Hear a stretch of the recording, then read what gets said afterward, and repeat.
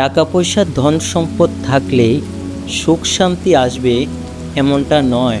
বাইতুল মোকাররম মসজিদের আঙ্গিনায় অঝোর বৃষ্টিতে খেলা করা দুটি ছোট্ট শিশুকে দেখলেই বোঝা যায় আসল সুখ কতটা সরল। তাদের মুখে হাসি, খেলার আনন্দে যেন পৃথিবীর শ্রেষ্ঠ সুখের প্রতিচ্ছবি। কিন্তু আমরা সারাদিন দৌড়াই, চেষ্টা করি নানা উপায়ে সুখী হতে, তবুও মনটা শান্ত হয় না।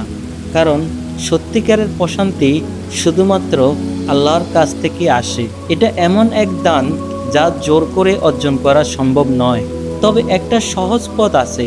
যখনই মনে অশান্তি লাগবে, যখনই মনে হবে পৃথিবীর ভার অসহনীয়, তখন চলে আসুন মসজিদে, সেজদায় লুটিয়ে পড়ুন, আল্লাহর সামনে কান্না করে মন খুলে দোয়া করুন। দেখবেন অল্প কিছুক্ষণের মধ্যেই অন্তরে যেন নেমে আসবে অসীম শান্তি, এক অপূর্ব প্রশান্তি যা কখনোই ধন সম্পদ দিয়ে পাওয়া যায় না।